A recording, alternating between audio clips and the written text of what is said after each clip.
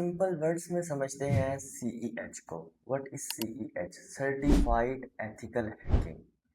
अब ये certified ethical hacking है क्या? सर्टिफाइड एथिकल हैकिंग हमारे पास एक ग्लोबली रिकॉग्नाइज सर्टिफिकेशन होता है। सर ठीक है, हमें समझ आ गया। सर्टिफिकेशन तो होता है, अगर आप कोई भी कोर्स करते हैं तो सर्टिफिकेट मिलता है। इसका क्या फ़ायदा है? अब सीईएच के अंदर हम सीखते क्या है, मेनली ये समझिए। सीईएच के अंदर सीखते हैं कि एक हैकर कैसे सोचता है।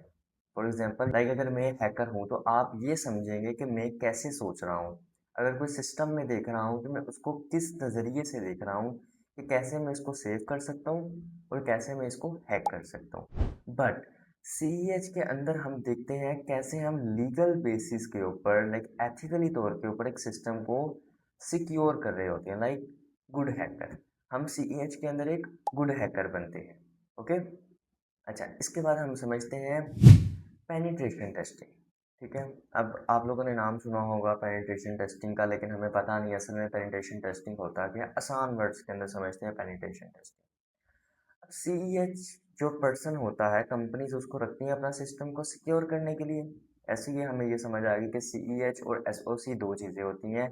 सीईएच हम फिलहाल समझ रहे हैं, सीईएच कंपनीज रखती है सीईएच पर्सन को, जो कि कंपनी के डेटा को सिक्योर करता है, कंपनी को हैक होने से बचाता है। ठीक है, ये चीज़ क्लियर हो गई। अब बात करते हैं penetration testing. What is penetration testing? For example मैं एक हैकर हूँ। ओके। एंड यहाँ पे हम एग्जांपल लेते हैं। फॉर एग्जांपल ये एक हैकर है, क्लास में हमारे पास हैकर है और यहाँ पे ये हमारी कंपनी है। ठीक है। फॉर एग्जांपल इस टाइम पे हम चले क्लास को रहने दें, मैं एक हैकर हूँ। ठीक है, मैं एक हैकर हूँ और ये कंपनी मेरी अपनी है, किसी की कंपनी नहीं है, ये मेरी अपनी कंपनी है। और मैं अटैक करता हूँ अपनी कंपनी के ऊपर। ठीक है। फॉर एग्जांपल हमारी ये कंपनी है, मैं अटैक कर रहा हूँ अपनी कंपनी के ही ऊपर। ये हमारे पास होती है पेनिट्रेशन टेस्टिंग। नहीं सर, ये क्या बोल रहे हैं हमें समझ नहीं है, चलो समझते हैं।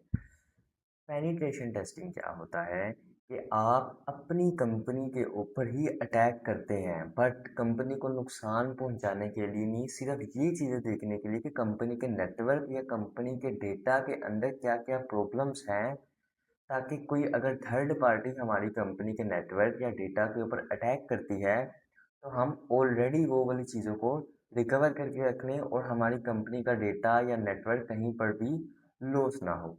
उम्मीद है आपको पेनिट्रेशन टेस्टिंग और सीईएच तक समझ आ चुका होगा। ओके। अब समझते हैं कि वाई सीईएच इज इम्पोर्टेंट इन 2026 और इन फ्यूचर। ठीक है। 3 पॉइंट्स हम सिर्फ नोट करेंगे जिससे आपको उम्मीद है कि समझ आ जाएगी कि हमें 2026 के अंदर सीईएच क्यों करना चाहिए। कहाँ से करना चाहिए ये मैटर नहीं करता, करना चाहिए ये मैटर करता है। ठीक है। फर्स्ट पॉइंट, सबने एआई सुना होगा, सबने एआई ऑटोमेशन सुना होगा। ठीक है। लेकिन बहुत कम पर्सन को पता होगा कि एआई क्या है और एआई ऑटोमेशन क्या है। ठीक है। अब एआई ने क्या किया? अब मेनली हम इसी कॉन्सेप्ट से ही नहीं निकल पाए अभी तक कि एआई हमारी जॉब्स ले लेगा। ठीक है। अगर एआई जॉब्स लेता तो अभी आई थिंक बहुत सी जॉब्स जा चुकी होती। अब सुनिए एआई करता क्या है। एआई आपकी काम की प्रोडक्टिविटी इंक्रीज कर देता है।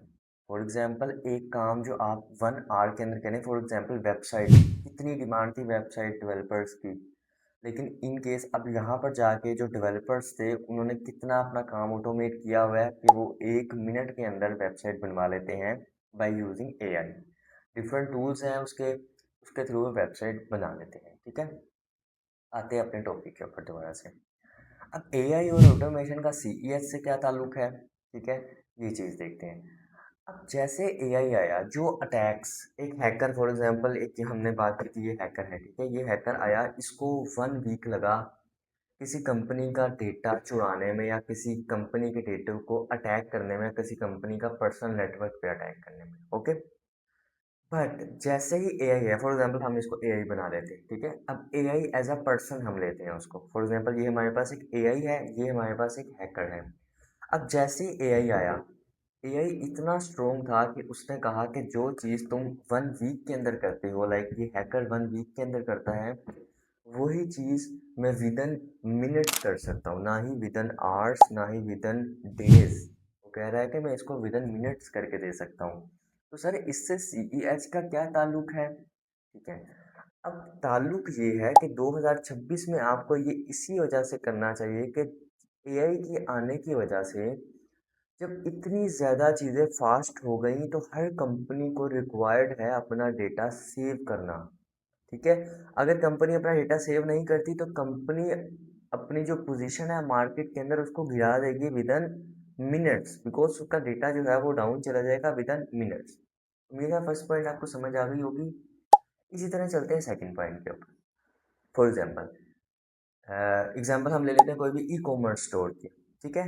अब एक ई कॉमर्स स्टोर है और एक बैंक है। ठीक है। अब इसी को हम चेंज करते हैं, ये हमारे पास ई कॉमर्स स्टोर है, ये हमारे पास बैंक है। ठीक है। और थर्ड पे हम ले लेते हैं फॉर एग्जांपल ये हमारे पास हैकर है। ठीक है। अब तीन चीज़ें आ गई, तीन पर्सन हमारे पास आ गए, लाइक हमारे पास तीन एक्टर्स आ गए, ये हमारे पास हैकर। ठीक है। हैकर से चेंज करके हम इसको बना लेते हैं बैंक, इसको बना लेते हैं ई कॉमर्स स्टोर और इसको बना लेते हैं हम हमारा जो है हैकर। ठीक है। अब जो ई कॉमर्स स्टोर है उसके पास मेनली क्या चीज़ें हैं? उसके पास प्रोडक्ट की डिटेल्स हैं, उसके पास आप जो ऑर्डर कर रहे हैं वो सारी डिटेल्स हैं, उसके पास पेमेंट्स की डिटेल्स हैं, उसके पास डिलीवरी की डिटेल्स हैं। लाइक इतना डेटा एक ई कॉमर्स स्टोर पर्सन के पास अवेलेबल है। लेकिन ये एक स्मॉल बिजनेस कहलाता है। ठीक है सर, स्मॉल बिजनेस कैसे? हमें तो हज़ारों की तादाद से ई कॉमर्स स्टोर्स में ऑर्डर्स आते हैं। ओके, ऑर्डर्स आते हैं, हमें ऑर्डर्स आते हैं। ठीक है। लेकिन इन केस अगर हम जो दूसरा बिजनेस अपने साथ रख रहे हैं वो हम बैंकिंग का रख रहे हैं। अब मेनली हम इसको अगर फ़िल्टर करते हैं तो बैंकिंग का डेटा हमारे पास ज़्यादा है कि ई-कॉमर्स का हमारे पास डेटा ज़्यादा है, ये मेन चीज़ देखी जाती है। ठीक है।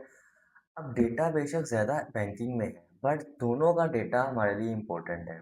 तब दोनों का जब डेटा सेव करने की बात आती है तो हमें रिक्वायर्ड जो पर्सन होता है वो सीईएच पर्सन ही होता है। क्योंकि हमने स्टार्टिंग में देखा, अगर वीडियो के स्टार्टिंग में आप जाके देखेंगे तो हमने क्या देखा, हमने देखा कि सीईएच पर्सन क्या करता है, हमारे डेटा को सिक्योर करता है by using penetration testing. Penetration testing एक टेक्निक हमने उस अंदर बताई थी। ठीक है। कि क्या करता है पेनिट्रेशन टेस्टिंग, कि अपने ही डेटा के ऊपर अटैक करता है सिर्फ ये चीज़ें देखने के लिए कि मेनली हमारे जो सिस्टम या नेटवर्क है उसके अंदर क्या क्या इश्यूज हैं जिनको हम रिजॉल्व कर सकते हैं। ठीक है। उम्मीद करते हैं दूसरा पॉइंट भी आप लोग को समझ आ गया होगा। थर्ड पॉइंट, पाकिस्तान और वर्ल्ड वाइड दोनों जगह पर सीईएच की डिमांड सप्लाई से ज़्यादा है। तो अगर आपके पास एक बेटर स्किल है, बेटर स्किल से क्या मुराद होता है, स्किल तो सबके पास है। ठीक है। सबने कोर्स किया हुआ है, किसी ने 3 मंथ का, किसी ने ऑनलाइन किया, किसी ने फिजिकल किया है। लेकिन मेन चीज़ ये है कि आपको उन चीज़ों की जो ग्रिप है वो कितनी है, आपको ईच एंड एवरीथिंग क्लियर है कि नहीं है। अब फॉर एग्जांपल आपसे कोई पूछता है पेनिट्रेशन टेस्टिंग, तो आपको पता है पेनिट्रेशन टेस्टिंग क्या होता है कि क्या आपको नहीं पता। इसके बाद आपसे कोई एसक्यूएल इंजेक्शन का पूछता है तो आपको ये सारी चीज़ें क्लियर होनी चाहिए, आपने किस टाइम पे क्या करना है, किस टाइप का डिसीजन लेना है, ये सारी चीज़ें आपको क्लियर हैं। देन आप एक अच्छी स्किल अपने पास रखते हैं और आप मार्केट में स्टैंड कर सकते हैं। तो मेनली स्किल पे फोकस करें जब तक अगर आपको खुद रियलाइज़ ना हो जाए कि अब मुझे ये चीज़ बिल्कुल क्लियर है। चलें, अब बात करते हैं benefits of doing CEH in 2026। First of all, high paying salary. ठीक है। सबका पेन पॉइंट होता है हमें सैलरी अच्छी मिलनी चाहिए। अब इसकी सैलरी बेटर क्यों है? बिकॉज इसकी डिमांड ज़्यादा है, बट मार्केट में ऐसे पर्सन कम है जिनके पास एक अच्छी स्किल है। अगर किसी के पास अच्छी स्किल है तो कंपनी उसको लाजमी लेकर आएगी अपनी कंपनी के अंदर, बेशक उनको ज़्यादा पे करना पड़े। तो मेनली अगर हाई स्किल सैलरी की तरफ आपने जाना है तो सीईएच एक बेस्ट ऑप्शन है। बट मेन पॉइंट ये है कि आपकी उसके ऊपर ग्रिप कितनी है। सेकंड हमारे पास है कि इसका सर्टिफिकेट जो है वो ग्लोबली रिकॉग्नाइज्ड होता है। लाइक कल को आप इंटरनेशनल भी कहीं पर जाना चाहते हैं तो ये सर्टिफिकेट आपके बहुत काम आता है। थर्ड पॉइंट हमारे पास ये है कि आपको ये रिमोट अपॉर्चुनिटीज़ बहुत देता है, लाइक फ्रीलांसिंग, अपवर्क, फाइवर के बारे में आपने सुना होगा।